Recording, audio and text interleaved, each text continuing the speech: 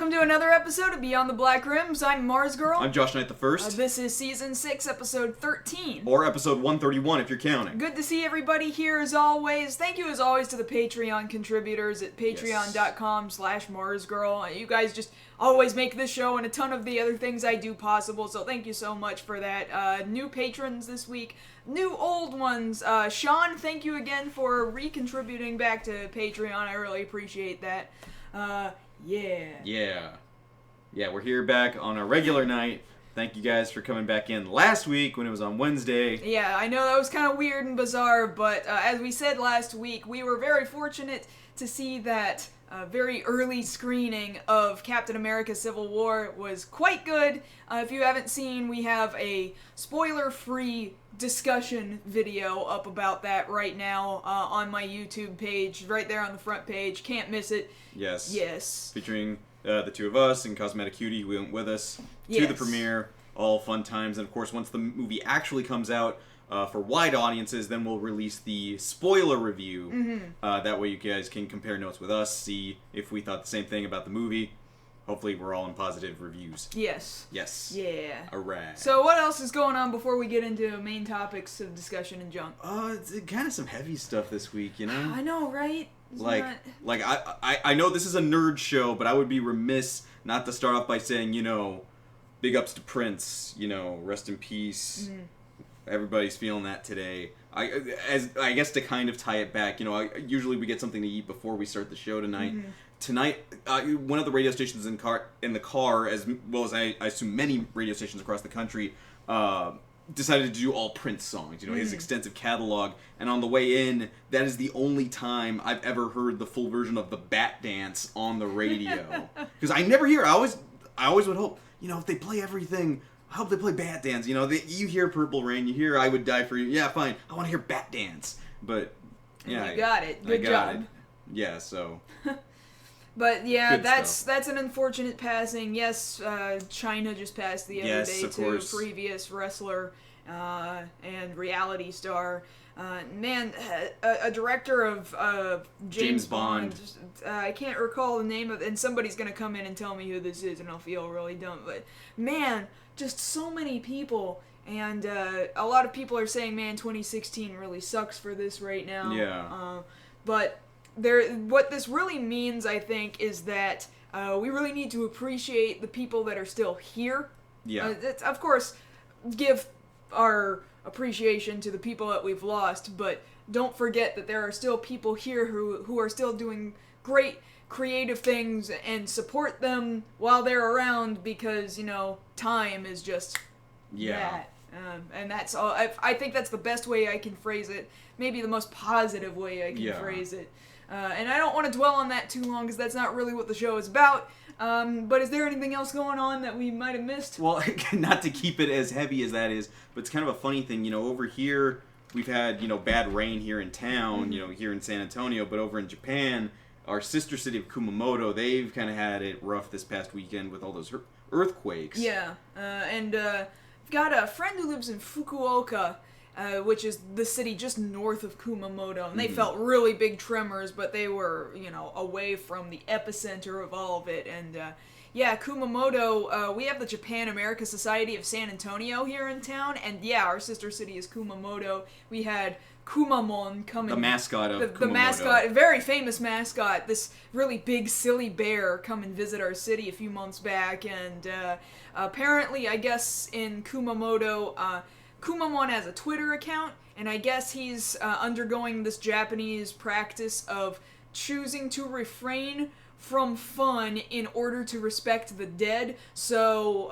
he's not tweeting for a while, I suppose, is what it looks like. Out of respect. Also, apparently, the manga artist who draws One Piece, Oda, I know one of his names is Oda, he's apparently from Kumamoto. And I didn't know that. Yeah, I didn't know that either, but he's drawn all of this really fun art of Kumamon and stuff. Dressed as Luffy. And written a whole bunch of stuff on his Twitter account. Eiichiro Oda, yeah. So it's just a really interesting way that people are remembering and thinking about Kumamoto. Apparently there's a realtor agency that is giving out any empty rooms that they have currently for free to people who've been displaced by the earthquakes, and now there's apparently some bad rains going on that's going to cause mudslides and stuff, which is very, very unfortunate. But the positive end of that is it's nice to see, the outpouring of support for, the people over there. Different manga cause have, decided to draw little things for Kumamon, like the artist for Attack on Titan drew Kumamon in with Eren and, his crew there from Attack on Titan. So, at least there's something positive to look at from that. Yeah. From all the other stories, or not stories, the things we just mentioned, we can always reflect on the work here. You see a community banding together to lift up who they can. So that's good. Yeah, absolutely. So try to look for the good in the stories. Yeah.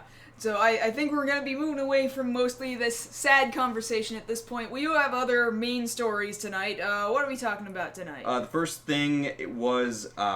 I knew I forgot something. Oh, okay, but we do know what we're talking about. Our first story of the evening, of course, this broke on Monday.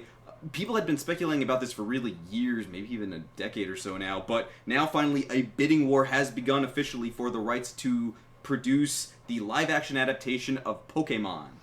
Because that's a thing that needed to exist. Alright, but we'll be talking about that in a bit. After that, we're going to talk about the upcoming release of the PlayStation 4.5, which is kind of a new console and kind of not. We're going to talk about some of the specs and about whether or not it's really a necessary thing. Yes, and our last story of the evening, a lot of you guys have been hearing us chatter about it on Twitter, some of you talking directly to us. We're going to talk about it, friggin' new school Rita Repulsa, straight from this reboot Power Rangers movie, and we got some words. We got a few words. Yeah, that's one way of phrasing it. We've got words, yes. But before we get into that, you've got follow-ups for us, right? Oh, we got a lot of follow-ups tonight. Very news-heavy week. Okay, well then, are we going to talk about that? Yes. Okay, all right. Thank you. So, first things first. What? As we do. What? First story every week. What? Until we're done with this mess. What? Not quite Justice League. Get it up there. Right. Like, why are we talking about... Like, you didn't even tell me this was going to be a thing. Just expect it every week. It happens. What is this? Okay, so we already talked to you guys about J.K. Simmons having been cast in the role of Commissioner Gordon here in this upcoming Justice League movie. Well, now we've got another bit of casting, a mystery role to be played by Willem Dafoe, who a lot of people know as the Green Goblin from the Sam Raimi Spider-Man movies, to which I said this here on Twitter. All right, so we got friggin' J. Jonah Jameson. Now we've got the Green Goblin. I'm just waiting for them to cast Kirsten Dunst and Tobey Maguire. They're coming. I don't know what they're going to do with them. Huh? Well, yeah, because they're kind of following a pattern here. Fool me once, shame on you. Fool me twice, shame on me. Fool me 3 times, thwip. Like, I don't know why they're doing this. So, but this is only 2 people. 2 people does not necessarily insinuate a pattern, I don't think. Yeah, but you see, I'm paranoid. And that has something to do with it. Yeah. But like I said, this is a mystery role. They're saying he's on the side of the good guys, but I have no clue who he's playing. Like, I can't even guess. Like, your guess here in the audience, guys, is as good as mine, so I got nothing. I really got nothing. Yeah. Okay. Yeah, and we're done with that. Let's move on to some Marvel news, because Marvel news is primarily positive. Okay, good. So let's talk about Spider-Man here. Okay. So we got 2 things. One not so good, one better. So, to start off with, we've talked to you guys about Michael Keaton being in talks to play the villain in the upcoming Spider-Man Homecoming. That's not a thing anymore. He's out of talks. He's not doing it anymore. They never got to finalize the talks, so he is not going to be playing the villain. You can put that off to the side. It's done that's good. So we're still looking for a villain for the movie. However, they have confirmed as of today that Robert Downey Jr. will officially show up in the movie, playing his role of Tony Stark yet again. Interesting. In that movie. Again, showing that that synergy between the other movies, since it's a connected cinematic universe. Right, they want to show, if he was in Civil War, then he can show up here. All these other characters can do that. I'm really happy about that. And you'll understand more of their relationship once the movie is released. Okay, so moving on to the TV portion of Marvel's things. We got 2 things there. One, Iron Fist is officially filming right now. We've got some set pics coming out of Finn Jones there in New York. Nothing yet of him in costume, but as soon as we get that picture, we'll get right to you guys on that. And the other thing being, in relation to that, there's the Defenders culmination series there on Netflix. Their showrunners are actually Douglas Petrie and Marco Ramirez, who have done Daredevil. And since Daredevil's done so well, they're carrying over to the Defenders. So, good. There's continuity there with who's running these things. I feel positive about that. So let's move on to interesting news here for Power Rangers. Now, we're going to talk about it a little later, but another piece of news is we have our first look at the official logo that the movie's going with. You can see it right here, kind of large there, Saban's Power Rangers. I hate how his name seems to get bigger every time I see this cover. It looks kind of tiny to me, actually. But I mean, I don't hate the logo. It doesn't look as 90s as it did, which I think is the point of the whole movie, is to make it not look like it's from the 90s. But, I guess it's just me being a stickler, then, because... Yeah, what are you upset about? Well, it's the old school in me. One, it's not Mighty Morphin. I get it. That was a 90s thing, 90s terminology. Fine, it had to sound hip and cool and whatever. But, I know it's the stupidest thing, and maybe somebody agrees with me, the Thunderbolt isn't right. The Thunderbolt was a very 90s Thunderbolt. Well, yeah, but they've had a consistent kind of shape to the Thunderbolt no matter what series they were on. From the original to now, the Thunderbolt kind of looks a certain way, and this kind of looks more like the Flash or Pikachu's tail. I guess. Okay. I don't know. To me, it's a logo. It rubs me the wrong way. I think it would rub me the wrong way if it had, flowers and glitter. Right now, this at least is kind of sticking to the kind of advertising they've had going on for them for years, where Power Rangers have been super hardcore extreme and, really buff-looking for some really weird reason, despite the fact that it's wiry men in tights. Well, since we have our picture of Rita, hopefully at some point we'll get to talk to you guys about how the Rangers look, and hopefully they don't look buff. Please don't let them look buff. They're gonna look buff, Josh, because these aren't Japanese. Okay, get away. They're gonna look buff. Get it out of here. Okay, so moving on to some concert news. So originally, Hatsune Miku had a tour coming over here to the U.S. for only 5 cities. They've extended that out now. Oh, cool. So more stops here in the North American part of the world. So the dates now are between April 23rd and June 5th, and they contain Seattle, San Francisco, Los Angeles, Dallas, Houston, Toronto, Chicago, New York, Monterrey, and Mexico City. So now, if you didn't think you could get to one of those previous dates, maybe this ups your chances for being able to go see Hatsune Miku in concert. You probably have a better chance than I do at this point. Probably. Because I would like to go. Yeah. The concerts look fun. I've seen clips. Yeah. Dallas one seems possible to get to, except it's, less than a month away now. And well, now there's the Houston one, but that's, less than a month. Yeah, a few days less than a month from now, on the 17th. So, Oops. Alright, moving on to some movie news here. So, Jurassic World sequel got a director, and that's going to be J.A. Bayona. What else has he done? He's done 2 episodes of the series Penny Dreadful over on Showtime. Don't know it. The horror film The Orphanage. Familiar with it. Kind of familiar with it. And another movie that hasn't come out yet, and that's it. Okay. A lot of dice rolling lately with all these updated movies. You've done one movie? Yeah, go on. You can direct, this giant tentpole summer movie. Yeah, go for it. Mm-hmm. We trust you. I think it's the crack talking. It's really all the cocaine there in Hollywood. Entirely possible, yeah. But we'll see. I don't have any reason to distrust this guy because I haven't seen anything bad out of him because I haven't seen anything out of him. So I'm not upset. Okay. Because I'm mostly upset that Jurassic World 2 is going to be a thing, but I'm not upset at who this person is directing it. Okay, fine. Alright, so some game news here. So, Final Fantasy 15, of course, is coming out later this year. There's also the spin-off game Justice Monsters 5. Yeah. And they've confirmed that mobile game will be available on iOS and Android starting next week. Why didn't you tell me about that sooner? Surprise! Because I knew, because they announced during that one really big announcement where they were like, we're releasing the game, and we're releasing the mobile game, and we're releasing a movie, and we're releasing an anime. They're just vomiting out all this information on stage. So I knew about this game, but they didn't have a release date. So. Well, now they haven't even given us that. They just said next week. Well, good enough. So probably within 7 days from now. Yeah. At least. So you got that to look forward to. Also, Square Enix has confirmed that they were thinking about pressing out more of those collector's editions. They have confirmed that they will, in fact, put out more of the Final Fantasy 15 collector's editions. However, they will not be available for the launch date.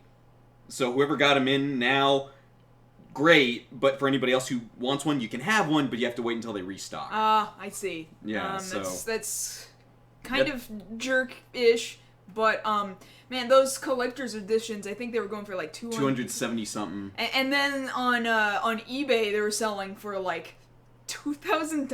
I think some of them were selling for already. No. So I hope that anybody who spent that money on eBay feels stupid. Yeah. And oops. Okay. So moving on to some other news. Okay, so CinemaCon was going on this past weekend. Another bit of news coming out of there is apparently there will be soon forthcoming, a full trailer for Assassin's Creed, which we haven't seen yet. This movie from adapting the Ubisoft game. It's Ubisoft. No, Ubisoft. Oh, don't you do that. All right, I won't do that again. I apologize. Okay, I accept. So yeah, we'll be on the lookout for that coming out. Also, a little bit more footage from Independence Day Resurgence. A couple of lines from the movie now as the aliens are returning. Somebody saying, "They're touching down over the Atlantic." Which part? All of it. Oh, please. I'm like, no, you guys are trying. And it's the thing, some of these lines that they say are in this next trailer that we're going to see are kind of like, okay, we get it. Like, Jeff Goldblum will be looking at the aliens returning, causing more destruction to the world, and he apparently has the line, "Oh, they do like to go for the landmarks." Like, why would you even say that? Is there really time for levity here? People are dying, man. Come on. So, but you're still gonna watch it, right? Yeah, I'm gonna watch it. I'm going with my brother and my dad. It's a thing already. They have my money. You are a consumer whore. And how? All right. So, moving on to some British news here. So, this Saturday in a press junket, the BBC will officially announce who the next companion for the Doctor is. I can't talk now. The next companion will be revealed on Saturday at 5 p.m. local their time. I don't know what that factors into here because I'm in America. We'll probably know by Saturday night. That's the important part. There's a lot of talk one way or the other of who it's going to be. I'm not going to guess. I'm just going to wait for them to tell me because I don't want to have to overthink that. Okay, thank you. All right. So we did want to share this picture here of from the Ghost in the Shell live-action adaptation. Here's Scarlett Johansson there. In the role of the Major. So this is pissing a lot of people off. This is pissing a lot of people off. There's a lot of controversy back and forth, and I don't want to hang around on it too long. I think that if you were to absolutely ignore the concept of whitewashing, I don't think she's a terrible choice. I think she sort of fits. Of course, there are the people who are like, her name is Kusanagi, come on, she's Japanese. I understand. And then there's the people who argue back that she's in a robot body and she swaps out what she looks like, so does that really matter? Now I am reading too. Yesterday there was a comment from Japan's the original publisher of the manga, Kodansha. Yes. Sam Yoshiba, who's the international business director there at division there at Kodansha, said, quote, "Looking at her career so far, I think Scarlett Johansson is well cast. She has the cyberpunk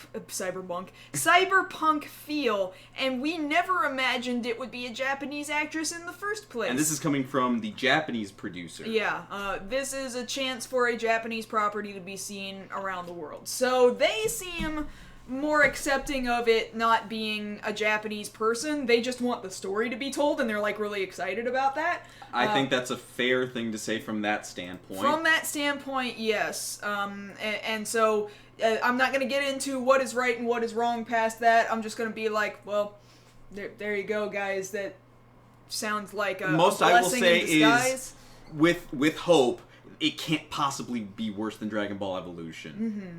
Let's leave it at that. I hope that is true. Okay, so moving on to some theme park news. So, Universal Studios Japan, they get awesome attractions, some anime-themed attractions that we never get over here. This summer, they're going to be adding some more from 3 Shonen Jump properties. One, of course, being Dragon Ball Z, kind of a no-brainer. Yeah. One Piece, also again, a no-brainer. New one, a Death Note campaign. Well, I mean, that seems reasonable as well, especially with these new, what is it, is the TV series or movie? The movie, which actually ties me into this next story about the upcoming semi-sequel to the Death Note movie there in Japan. They've officially brought Ryuk into the story. You know, the famous death god from the original story. His original actor's coming back for that, so we have that to look forward to. There's how he looked there in the adaptation. Of course, both versions are available now in on Blu-ray and DVD here in the States. I don't know if they ever officially released the L movie over here. I don't know. I never paid attention to those movies. But the first two are out, so if you want, go check those out. Okay, so moving on to some Toku news. So, first thing I'll bring up is this picture from today's toy catalog reveal for Dobutsu Sentai Zyuohger. This is a look at the eventual power-up, again, he's getting another one, that Zuo Eagle will get. Currently, he's able to transform into a form called Zuo Gorilla, where he retains his color, but he's just big and beefy and he wants to be a Power Ranger. Later on in the series, he'll gain the power to become Zuo Whale. Like, man, I don't entirely understand that because we already have a shark. On the team, yeah, but we're getting a whale. Oh boy. Okay, I guess like I'll have to just take it because what choice do I have? Right? Yeah, like I don't even influence the show in any way, shape, or form. Okay, so. Now the other thing having to do with superhero time, this might be a little bit more up your alley. So Toei has of course announced that with superhero time, both Dobutsu Sentai Zyuohger and Kamen Rider Ghost, they're both going to get summer movies. That much is to be expected. Every Super Sentai and Kamen Rider gets a summer movie. This year it's going to be in August. The interesting thing to point out about that is apparently on the bottom where the trademarks are that most people kind of blow over, it's noted a lot of people have spotted a little line that says Toei and Marvel characters copyrighted. And people are wondering, wait, why are you talking about copywriting Marvel characters? It's Japanese Spider-Man! I don't want to jump to conclusions. I'm just saying that would be the logical choice there. Emissary of Hell! Spider-Man! Like, you are so excited at the possibility that he could be coming back. Bring him back! Bring him back! Marvel, please. Oh god, please. Maybe. Because there is hope. Because he's not even a good hero, but he's so funny. He's so funny because he sucks so bad. That's why I like him, not because he's actually great at being a hero, but because it's just kind of funny. Yeah. It's just so campy and cheesy. Yes. That's what I love about it so much. And then the last follow-up we have for this evening is actually a surprise to me. So we have a picture here of this upcoming new Drive Cinema. The last Drive Saga Kamen Rider Chaser just came out, sold out completely on Amazon. So, you know, it's very much in demand. So just after this, they've announced two new ones. One entitled Kamen Rider Mach, which makes sense, he's the secondary writer of the series. And another one besides that, Kamen Rider Heart, which is interesting because Heart there, as you see in the picture, he's one of the main antagonists there in Kamen Rider Drive, and sorry about spoilers, he's kind of dead. So I don't know how they're going to make this work, turning him into a Kamen Rider. Pre-orders are going to be going up later for the tie-in toys and the DVDs and Blu-rays. They're kind of pricey, so you guys might want to save up, like many have for this Chaser movie. But we'll go ahead and keep up with you guys. As soon as we see what Kamen Rider Heart looks like, you better believe we're going to let you know about it. And that's all I got. Okay, thank you. Yes. Yeah, so what are we talking about first? It's Pikachu! Well, it might be Pikachu. Pikachu is right. He's there in the middle. He's there. So, this apparently is going to be a thing. There are 3 major movie studios bidding for live-action rights for a Pokemon movie. To be fair, I honestly thought that this bidding war would have happened years ago. Like, I'm surprised it's taken this long. I really am. I just don't think it's a thing that has ever needed to existed ever in the course of ever. Well, I get that, but... So, okay, who are these... Somebody wants it, otherwise there wouldn't be a bidding war. Okay, so who are these studios? It's, Legendary, Warner Brothers, and Sony. Okay, so let's break it down, of course. Pokemon basically translates into money. Yeah. Pokemon just generates money. There's a reason why there's Pokemon shops everywhere. The toys always sell out. The games always sell out. People want to play Pokemon Go like they need it like crack cocaine. Like, they want it so bad. People want the next thing. They want the legendaries. They want, you know, the phone charms. They want Pokemon, and they've wanted it ever since it was introduced over here in the States, and even longer over there in Japan where they've had it for longer. Yeah. It's a thing. It's a staple now. It's a household name. You can recognize Pikachu just as easy as Big Bird. It's out there. But do people even recognize Big Bird anymore, though? Because I'm pretty sure Elmo overtook Big Okay, Bird. Elmo. All right, fine. If you want to switch out for Elmo, fine. Okay, like, I don't Pikachu's want just to, as recognizable as Elmo. Okay. Well, it's just as recognizable as Mario, maybe. I'm just saying, like, I cannot imagine this in a live-action setting. I cannot.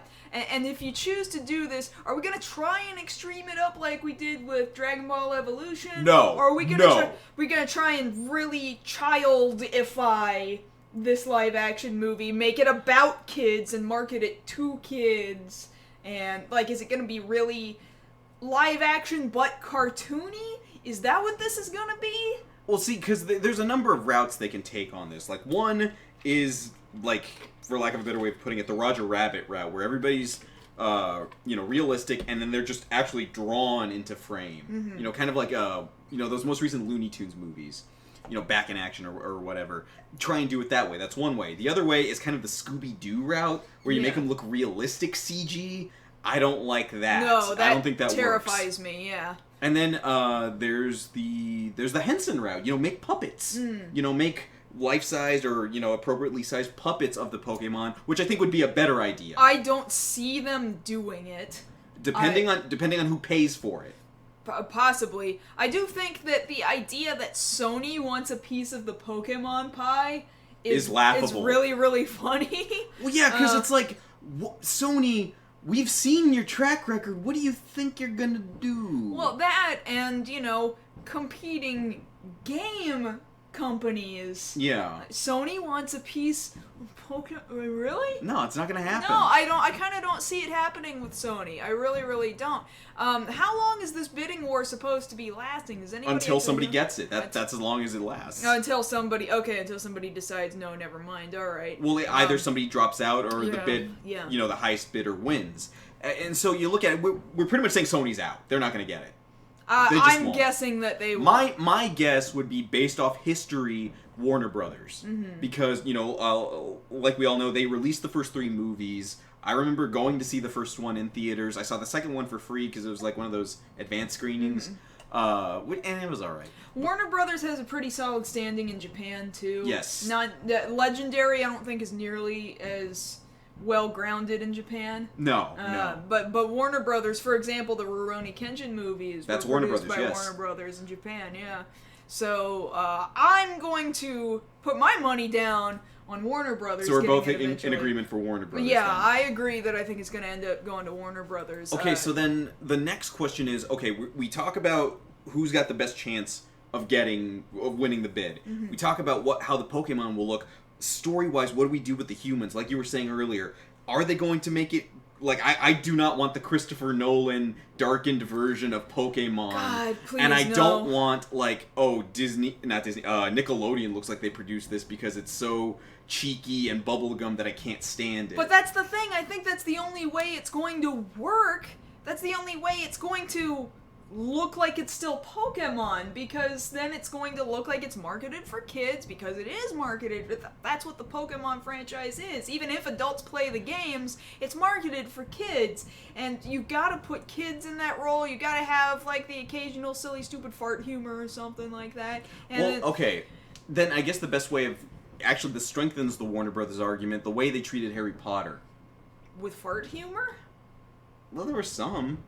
I don't really remember. Think of it this way. It's a franchise that was beloved by both kids and adults, and you get 3 strong actors as kids, and then they grow up and they fill in their roles, and it's great. And they can actually let them grow. If we have a kid cast as Ash, Ash will have to grow up. He won't have a choice here unless they recast. Which they, in all likelihood, they probably will. They could. They very well could do that, yeah. Because the thing about it that I wonder about is, they have to go with kid actors if they want to be true to it. Yeah. True to the feel. Like, I don't want you to age them like, oh, Ash is 18 now. No, screw that. And now he needs to go on this adult journey to find himself, but he can only find himself through the power of animal friendship.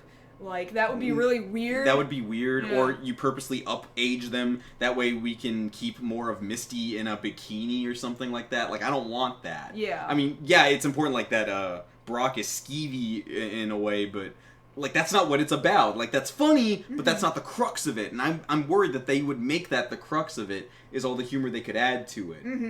I don't know. It's interesting to see how they do this. Would it be a summer release? Would it be a winter release? I'm assuming winter.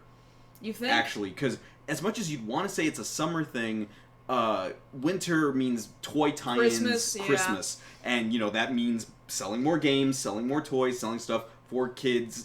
Bringing their parents to Toys R Us. I want that for Christmas. I want that for Christmas. And the parents are just there like, oh, fine, take it, just go, just go. I don't even care. I see that as a reality.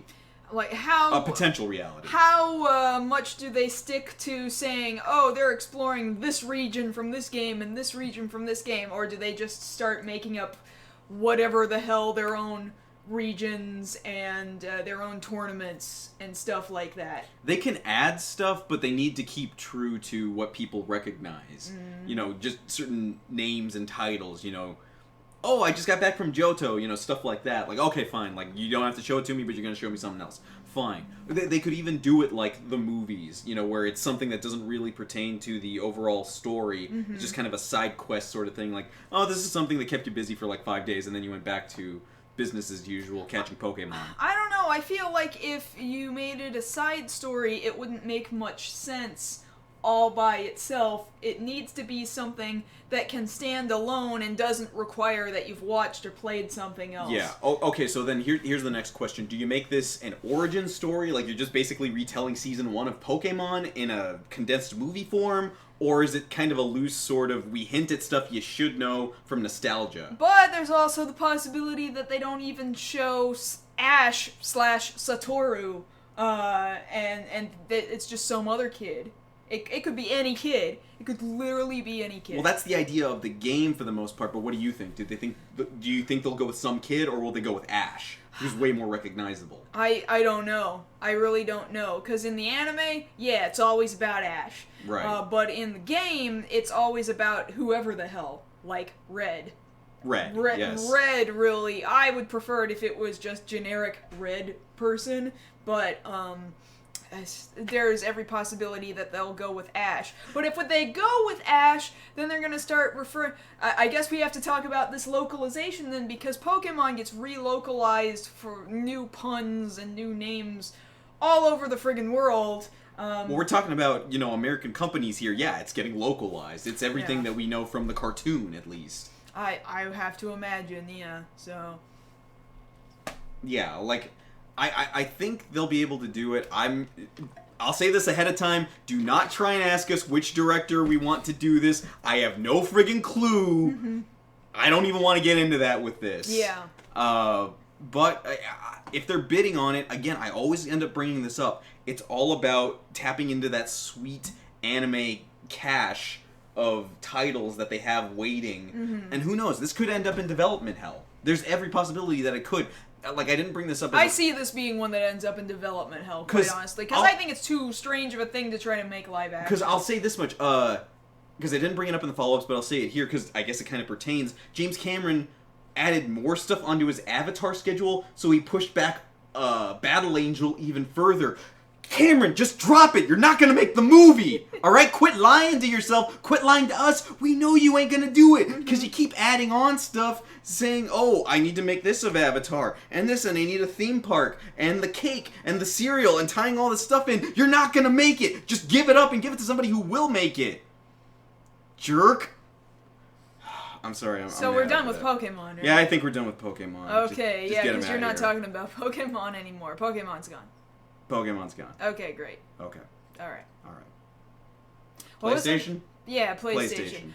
You know what? I had a picture. I'm going to start talking about it, and then we're going to do the thing. Okay, so you know the story a little bit better than I do, but I think we'll have some interplay here. Mm-hmm. So, I think the analogy that we came up with while we were talking, about what we're going to cover tonight is that, okay, you have a PC, right? Yes. It's a fairly capable PC, yes. Right? So, instead of upgrading your PC, you make the decision to go out and buy a new PC that's pretty much the exact same model with just that much different specs. Yeah. That much better specs. Yeah, that's the kind of thing that we are looking at here with this possibility of PS 4.5 coming out of Sony. Speaking of really silly things and silly decisions Sony's making. Yeah. So last month apparently was when we had first heard about this, but now we've got some specs about it. It's, right. Not an entirely new console, but it is an upgraded version of the PlayStation 4. So we do have some specs. The original PS4 has a CPU that is an that has 8 Jaguar cores at 1.6 gigahertz, and the upgraded version is going to have 8 Jaguar cores at 2.1 gigahertz, so it's a little bit faster. GPU in current models is an AMD GCN, 18 CUs at 800 megahertz. The new one is going to have an improved AMD GCN at 36 CUs at 91 megahertz. No, and 911. Excuse me, 911 megahertz. And slightly better memory. In fact, it's the same 8 gigs on both the original and the new one, GDDR5. The current model has 17 gigs. I guess it moves at 17 gigs a second. Yeah, for 17 processing, gigs. right? Yeah, processes at 17 gigs a second. Admittedly, the new one processes significantly faster at 218 gigabytes a second. Now that's the only one to me that feels like, oh, okay, that's an improvement. Yeah, you're accessing this memory faster is what you're doing. It does seem really like a really minor change. However, the hardware, the new hardware, is what is being called Neo. There's original and there's Neo. The upgraded specs is being referred to as Neo. So why didn't they just call it the PS4 Neo? That's my answer. I know. I really don't. How do you spell that? Somebody get a dictionary. Somebody go on editor. Urban Dictionary, figure out what she said. So these specs means that apparently there's going to be 2 kinds of PS4 games available. Now, you don't have to go out and buy like a different unique version of the game. But what's going to happen is developers have the option of creating regular old PS4 games and then also at the same time making the Neo versions of the games that can only be accessed really, really fast by these upgraded So you can choose whether you play the slow version or you play the fast accessed version, and to me it doesn't sound like it makes that much of a difference, but they're doing it. And I'm wondering what the developers think about this. Like, congratulations, you now have the option to put in twice as much work and effort for the same price. For the same price to make these games. Apparently, these Neo modes for these newer machines are going to essentially bring the gameplay and visuals up to like 4K capabilities of visuals and stuff. And like, we're still just trying to catch up with 1080, admittedly, because we're cheap people that don't purchase TVs very often. We'd like to. And 4K would be amazing, but like, I'm not ready for it yet. Maybe when it becomes when the price of 4K starts to drop down, then maybe. Well, see, because I'm trying to think about it, like, I don't know if you remember this. There was an episode of The Simpsons where there was a contest for kids to design the nuclear power plant, and Homer got set up to enter the kids' contest, and he ends up winning, and all he did was add... He used the same model of the nuclear power plant, he just added 2 extra fans and a racing stripe. Yeah. That's how this feels. Because, like, it's so minute with the one noticeable thing, the triple-digit gig speed there.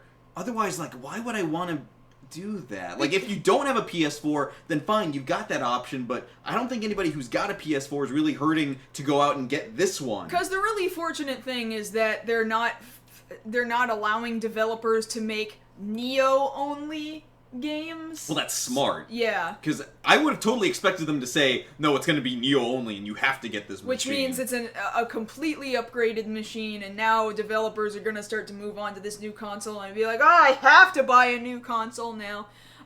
Thank God we don't have to do that. But at this point, it's like, why not make your consoles easier to crack open or take to an official location so that you can say, I'm ready to purchase an upgrade for this Neo machine. upgrade. Yeah, a Neo upgrade, and like maybe take it to an official place. There's not very many Sony stores out there, right? No. Well, they should have them, and you can take them to your Sony store and say, I'm upgrading this now. Because if you did it yourself, then I'm sure that they'd be Void like, a oh, warranty. you voided your warranty, you screwed this up, and now you can't fix it.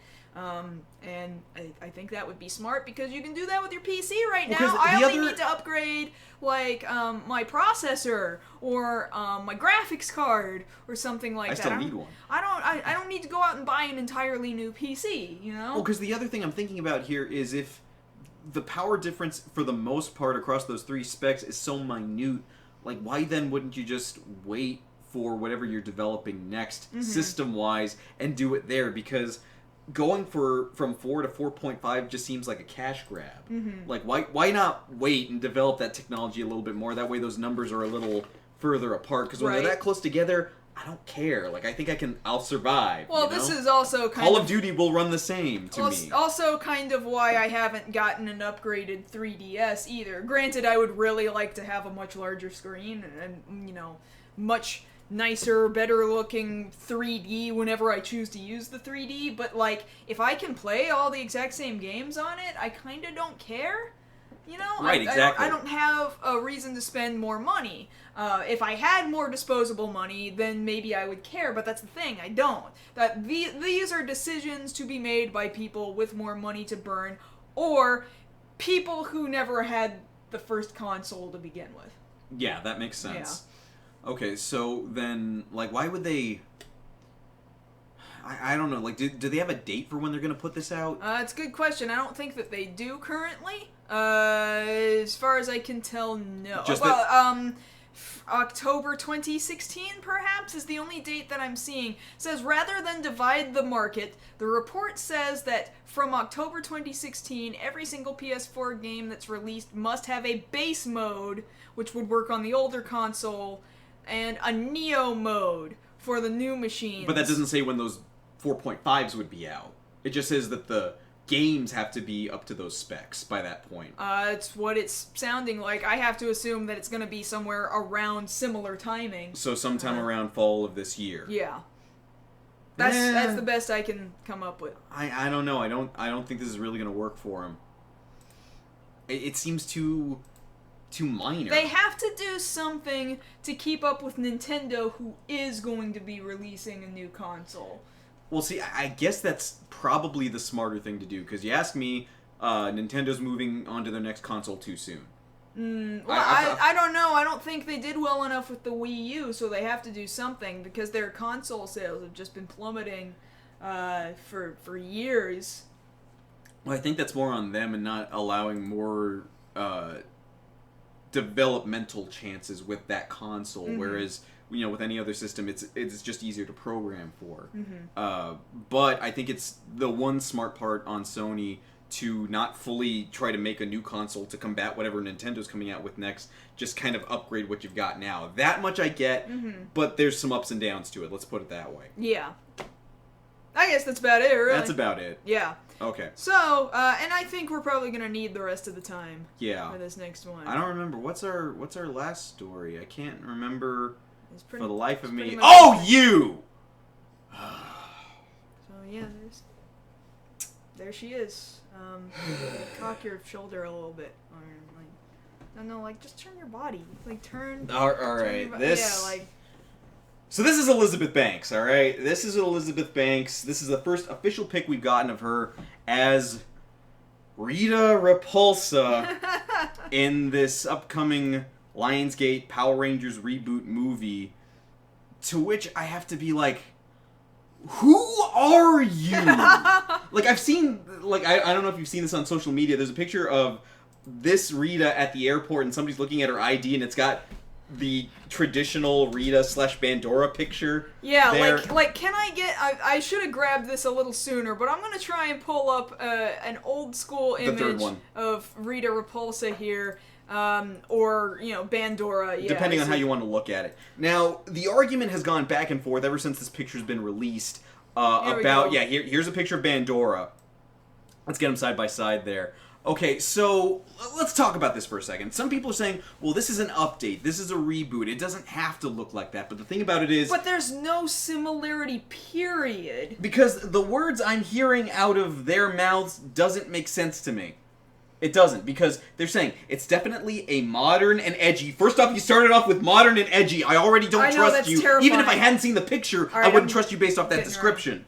It's definitely a modern and edgy reimagining of the original Rita Repulsa. If she were her own character, I would not hate this. Yeah, if she was a completely new Ranger villain, I would have accepted that. Yeah, that would have been totally fine. We could have gotten over it. We would have been like, you should have brought us Rita, but okay, she looks different. Fine. But the fact that you're saying it's an update or a reimagining, to me, when you say reimagining, you still keep something from the original there. Some little piece that tells you, oh, this is that character. Like, you can think of Heath Ledger's Joker as a reimagining of what the Joker looks like, but you still see the telltale things. He's got purple clothing, and the green, white face, green hair, the clown makeup. Yeah, you can still tell, oh, that's what that's supposed to be. Voltron, this next upcoming Voltron, you can still tell, oh, that's supposed to be Pidge, that's supposed to be Keith, that's supposed to be the princess. You can tell that those are still the same things. They don't look exactly the same,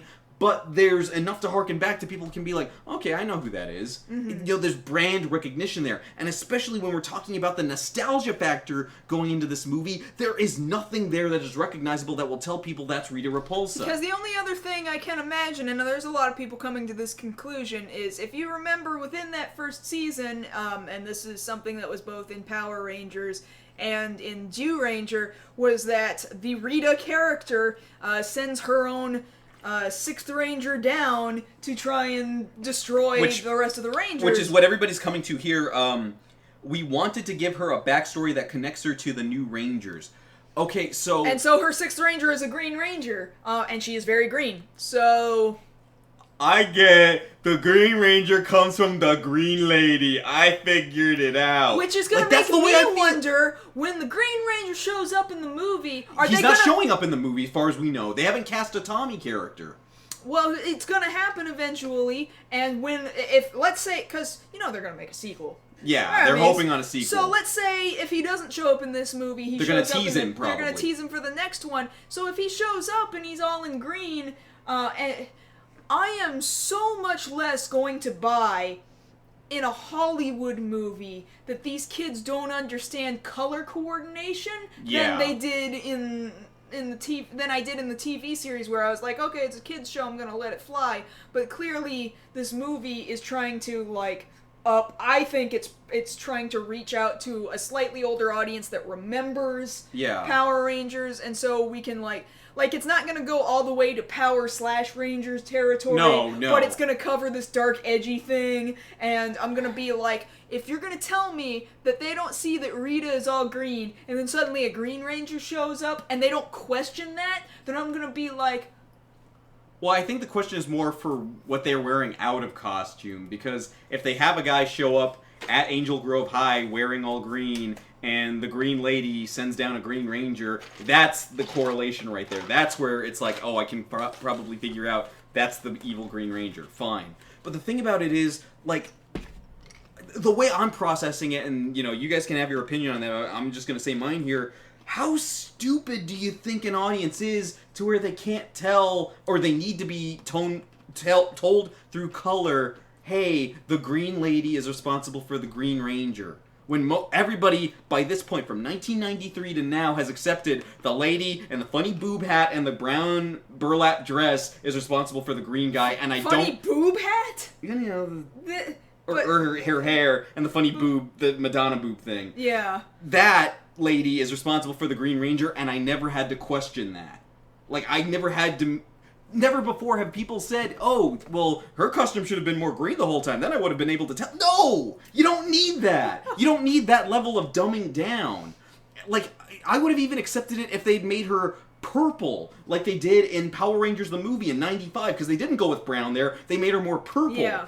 And even then, that was the first time we've seen Rita Repulsa adapted to a live-action movie, and it was still the same design. Yes. You changed the color, fine, but the suit still looked the same. Yeah, that's a reimagining or a reinterpretation of a character. That, because you can see how you got there. Yeah. I don't see how you got... Yeah, I see the people who are like, oh, it looks more like a lizard. Oh, it looks more like Scorpina. It looked more like some weird mix of Scorpina, Trachina, Camille from Jungle Fever. Like, there's all these other influences that I'm seeing there. Like Toku Poison Ivy. I don't even know where they were coming from here, because I don't... Like, looking at her, she looks like the second in command character that you invent for a series when you adapt it over here. Yeah. But we're talking about, I think, honestly, an iconic character by this point. You know, been in the ether for 23 years over here in America. People recognize what Rita Repulsa looks like. Yeah. We've got a friggin' comic out right now from Boom that shows, oh, that's the version we all know. You know, the brown suit with the funny boobs and the weird hair. Like, I recognize that, so why would you go against that Even so the hard? toys, it's like they didn't shy away from the cone boobs No. in the toys. Even to this day, it's still got pointy cone boobs in all the toys that they continue to sell. Yeah. Like, I think even in that tiny little play set for like 3-year-olds. And she looks the same. That a 3-year-old knows what Rita Repulsa looks like, and you're gonna send them this. How does that make any sense? Which again makes me worried about everything else in the movie, because we still haven't seen what any of the other monsters look like. We haven't seen what the Rangers look like in suit yet. Yeah, I'm worried now. What's next? Goldar, he's all silver. You missed the point there. The Rangers, like, I can only imagine what they're going to throw at us. And even then, it's going to be a little weird to look at if the Rangers look more or less like the Z-Ranger suits, but then they're going up against this person. It's going to look kind of weird. Like, oh, well, they're going up against a villain, but that's not Rita Repulsa. You're just telling me that it is. I guess I just have to accept it, because there's no changing it now. I guess not, because, like, they're not even giving us a... You know, sometimes they'll feed us some things like with Daredevil. You remember I was complaining about the costume initially, like, oh, why are they going with the stupid black suit? And they're saying, well, eventually it's a continuation, it's a growth process. We'll get to where you want to get. You just got to follow along for the ride. And they're like, okay, fine, I'll trust you for the ride. And that paid off. Right. They made it work. Whereas here it's like, nope, this is it. This is all you're getting. Sorry, Saban, I don't trust you, but then I haven't trusted you for years. So For a very long time. So, like, why should this be any different? And then there's the other thing here. We wanted to give her a backstory that connects her to the Rangers. There was already a backstory that connects her to the Rangers. Her whole backstory is the whole gambling over the coins thing with Zordon. That connects. Yeah. She kept the one coin. Zordon kept the other 5. There's a connection. She's fought with Zordon before. It's already there. What did you do? That tells me they changed the story. Possibly, yeah. Possibly. Or they wanted her to have, like, a direct personal connection to the kids or something. You don't think it's gonna be like she knew them on Earth or something, and then she, like, became this evil thing? No, that would be terrible. No, like, I don't want to imagine that that's a possibility, but then again, now I'm starting to wonder. Yeah, because they're saying they want her to have a connection to the Rangers. The story that we know from Mighty Morphin says that she had a connection to Zordon. Not a connection to the Rangers. I mean, vicariously you can say that, yes, but it's not really the same thing, Well, right? then it's by association that she knows the Rangers. But here it's like, yeah, why would you want to make it any more personal than that? I thought the story was easy enough saying, oh, it's a battle of good and evil. You don't necessarily have to personally know the villain. You just have to go against them every week in multicolored spandex with a giant robot fight at the end. Yeah, but this is a movie, Josh. This is not a weekly TV show. So, you know, we gotta ramp up the drama. No. We don't need more... Like, you can add drama without having to take such large whacks at what made this what it was, right. You know? I understand that. But, yeah, you get it. But I'm also thinking from the perspective of a Hollywood representative who's like, this is how this is gonna sell in a movie because it's not a TV show, and the people who watch this TV show are now in their late 20s and early 30s, so that's what's happening.